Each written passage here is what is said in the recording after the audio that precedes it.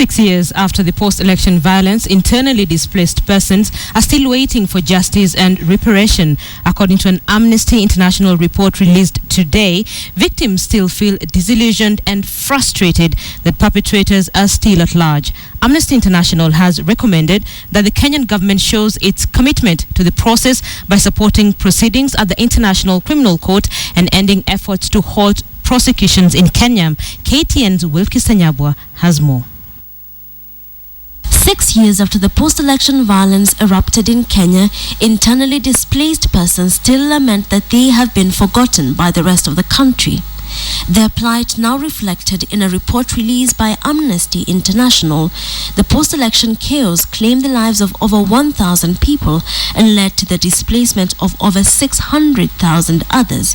Yet while a section received money from the government and sought to start afresh, others are still languishing in IDP camps, waiting for assistance from the government. Far too many victims are still waiting for justice, waiting for reparations, and this is clear and beyond doubt in the report. The views of 49 internally displaced individuals were sought alongside those of civil society groups.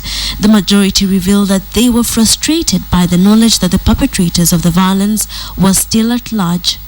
With many victims we spoke to saying that they believe they lived in a culture of impunity where there is no point in going to the police because nothing will be done unless you have money. The IDPs have been following the proceedings at the International Criminal Court with interest, but opinion is divided. 5 of the 49 that we spoke to had concerns with the ICC intervention. They feared that this would disrupt what they believed were government reconciliation efforts. But for the majority, the victims felt supportive of the ICC process because they have not seen any action being taken at national level.